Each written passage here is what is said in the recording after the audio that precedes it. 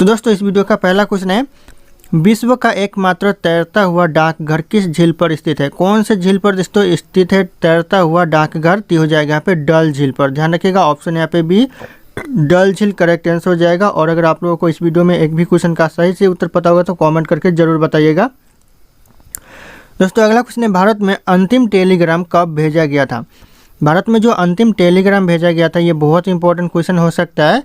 तो ये भेजा गया था 14 जून 2013 को। ध्यान रखिएगा, ऑप्शन यहाँ पे ये 14 जून 2013 करेक्ट आंसर हो जाएगा। अगला क्वेश्चन है, भारत में प्रथम हवाई डाक सेवा की शुरुआत हुई थी। कहाँ पर हुई थी दोस्तों? कहाँ से कहाँ तक प्रथम हवाई डाक सेवा की शुरुआत की जाएगा? इलाहाबाद नैनी के मध्य हुई थी। ऑप्शन यहाँ पे डी इलाहाबाद नैनी के मध्य। ध्यान रखिएगा, कई बार एग्जाम में पूछा गया है। अगला क्वेश्चन है, भारत को कितने डाक जोन में विभाजित किया गया है? बहुत इंपॉर्टेंट क्वेश्चन है, कई बार एग्जाम में रिपीट हो चुका है। तो ये हो जाएगा आपको यहाँ पे 7 डाक जोन में विभाजित किया गया है। तो ऑप्शन यहाँ पे बी करेक्ट आंसर हो जाएगा 7। अगला क्वेश्चन है, विश्व में डाकघर का सबसे बड़ा जाल किस देश में पाया जाता है? कौन से देश में दोस्तों सबसे ज़्यादा जाल पाया जाता है डाकघर का? तो ये भारत देश में पाया जाता है। तो ध्यान रखना, ऑप्शन यहाँ पे बी भारत देश करेक्ट आंसर हो जाएगा। अगला क्वेश्चन है, डाक सूचकांक 7 के अंतर्गत शामिल राज्यों की संख्या कितनी? यानी जो डाक सूचकांक 7 के अंतर्गत शामिल राज्य है 10। ऑप्शन यहाँ पे सी करेक्ट आंसर हो जाएगा, 10 राज्य है।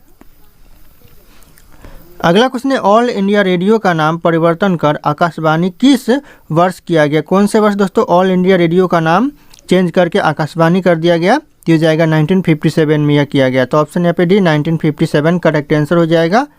अगला क्वेश्चन है, किस वर्ष भारतीय प्रसारण सेवा का नाम परिवर्तन कर ऑल इंडिया रेडियो कर दिया गया? दोस्तों कौन से वर्ष भारतीय प्रसारण जो सेवा का नाम बदलकर ऑल इंडिया रेडियो कर दिया गया? तो हो जाएगा आपका 1936 में यह कर दिया गया। तो ऑप्शन यहाँ पे भी 1936 करेक्ट आंसर हो जाएगा।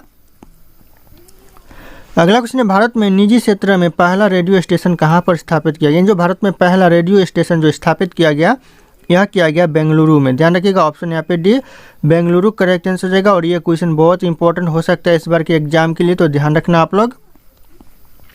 अगला क्वेश्चन है, मानव शरीर में कोशिकाओं की खोज किसने की थी? जो मानव शरीर में जो कोशिकाओं की खोज की थी, रॉबर्ट हुक ने किया था। ऑप्शन यहाँ पे B Robert Hooke correct answer हो जाएगा। ध्यान रखना आप लोग। अगला क्वेश्चन है, किस वैज्ञानिक ने खोज की थी कि मलेरिया मच्छरों के द्वारा होता है? कौन से वैज्ञानिक ने? तो हो जाएगा यहाँ पे रोनाल्ड रॉस ने खोज किया था। ऑप्शन यहाँ पे ये रोनाल्ड रॉस करेक्ट आंसर हो जाएगा। अगला क्वेश्चन है, कोशिका का रसोई घर किसे कहा जाता है? जो कोशिका का रसोई घर कहा जाता है, यह कहा जाता है क्लोरोप्लास्ट को। ध्यान रखना, ऑप्शन यहाँ पे डी क्लोरोप्लास्ट करेक्ट आंसर हो जाएगा, कोशिका का रसोई घर। अगला क्वेश्चन है, पादप रोगों का सबसे उत्तरदायी कारक कौन सा होता है? पादप रोगों का जो सबसे उत्तरदायी कारक होता है फफूंदी होता है। ऑप्शन यहाँ पे ए फफूंदी करेक्ट आंसर हो जाएगा। ध्यान रखिएगा आप लोग। अगला क्वेश्चन है, प्रकाश संश्लेषण के समय निकलने वाली गैस का क्या नाम है? जब प्रकाश संश्लेषण के समय जो गैस निकलती है, कौन सी गैस निकलती है? तो ये आपका ऑक्सीजन निकलता है प्रकाश संश्लेषण के समय। तो ऑप्शन यहाँ पे बी करेक्ट आंसर हो जाएगा, ऑक्सीजन। अगला क्वेश्चन है, पृथ्वी के चारों ओर चंद्रमा की गति के लिए कौन सा बल उत्तरदायी होता है? जो चंद्रमा की जो गति के लिए जो बल उत्तरदायी होता है, ये अभिकेंद्रीय बल होता है। ऑप्शन यहाँ पे ए उत्तर करेक्ट आंसर हो जाएगा, अभिकेंद्रीय बल। अगला क्वेश्चन है, उस बल का नाम क्या है जिससे पृथ्वी सब वस्तुओं को अपनी ओर खींचता है? कौन से बल? तो हो जाएगा आपका गुरुत्वाकर्षण बल की वजह से पृथ्वी सब वस्तुओं को अपनी ओर खींचता है। तो ध्यान रखिएगा, ऑप्शन यहाँ पे डी करेक्ट आंसर हो जाएगा। अगला क्वेश्चन है, न्यूटन मीटर का मात्रक क्या है? जो न्यूटन मीटर का जो मात्रक है, ये हो जाएगा यहाँ पे ऊर्जा का मात्रक है। ऑप्शन यहाँ पे डी ऊर्जा करेक्ट आंसर हो जाएगा। अगला क्वेश्चन है, दूरी की इकाई क्या होती है? जो दूरी की इकाई होती है वो होती है प्रकाश वर्ष। ऑप्शन यहाँ पे भी प्रकाश वर्ष करेक्ट आंसर हो जाएगा। अगला क्वेश्चन, ध्वनि की तीव्रता मापने की इकाई क्या है? जो ध्वनि की तीव्रता मापने की इकाई है, ये हो जाएगा आपका डेसिबल। ऑप्शन यहाँ पे डी डेसिबल करेक्ट आंसर हो जाएगा। और अगर आप लोग हमारे चैनल पर नए होंगे तो चैनल को सब्सक्राइब करके बेल आइकन को प्रेस कर लेना, ताकि इसी तरह के वीडियो आप लोगों को सबसे पहले मिलते रहे। और इस वीडियो को एक लाइक करना ना भूलिएगा।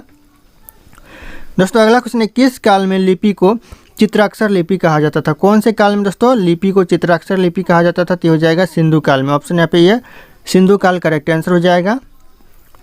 अगला क्वेश्चन है, जैन सूत्र में कितने लिपियों का उल्लेख है? जो जैन सूत्र में लिपियों का उल्लेख है वो हो जाएगा आपका 18 लिपियों का उल्लेख है जैन सूत्र में। ऑप्शन यहाँ पे सी करेक्ट आंसर हो जाएगा 18 लिपियों का। अगला क्वेश्चन, संविधान के 8वीं अनुसूची में मुल्क कितनी भाषाएं शामिल हैं? जो 8वीं अनुसूची में भाषाएं शामिल है, कितनी भाषाएं? तो 14 भाषाएं 8वीं अनुसूची में शामिल है। तो ध्यान रखिएगा, ऑप्शन यहाँ पे ए करेक्ट आंसर हो जाएगा 14 भाषाएं।